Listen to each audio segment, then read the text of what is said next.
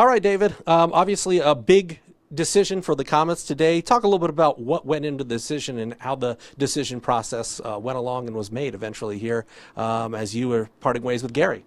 Well, it's not an easy thing to do when you part company with a coach or with a player. But we felt that the time was right now. We weren't really happy with last season, how it ended up and how the whole season went, and we want to be better than that. But I think at the end of the day, we just need a new voice behind the bench. It's nothing personal against Gary as far as a person or anything like that. We just felt that it was time now to make the move. We've been thinking about it since the end of the season. We conducted all of our player exit interviews, and over the weekend we just made the decision that we thought it was time to make a change.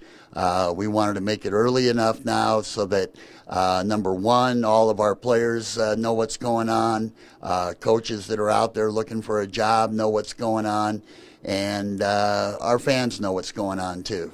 What's the next step for you guys then? Well, the next step will be to field the resumes of the coaches that are interested out there. Make a short list, which we pretty much have right now. We'll see if anybody new comes onto that short list.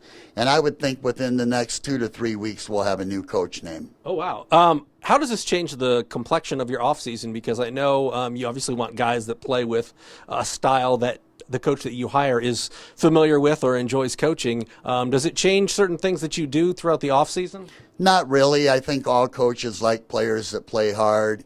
They like them to be professional on the ice and off the ice. This really won't change our focus as far as recruiting goes.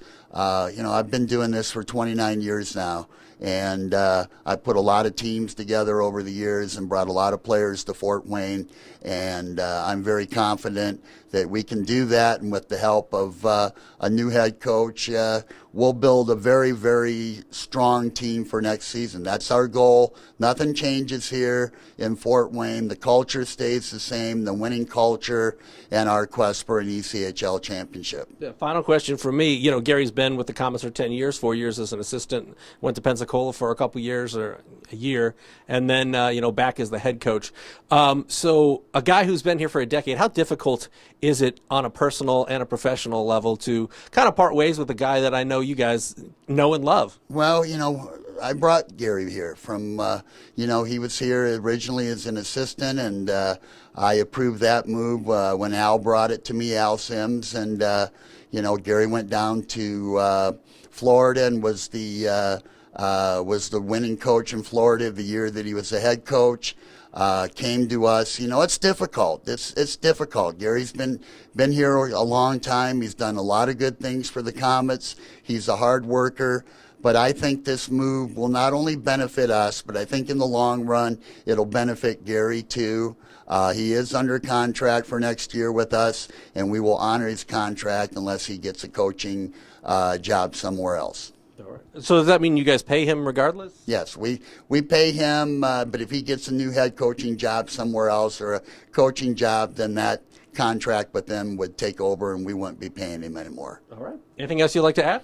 No, it's, like I said before, it's kind of a tough time right now, but there's been different coaches that have coached this franchise over the 68 years now that it's been going, and there will be in the years to come. Nobody stays forever, and to have a coach here for almost 10 years as an assistant and a head coach is kind of an anomaly in the sports world, as you would probably agree to that. Oh, yeah, absolutely.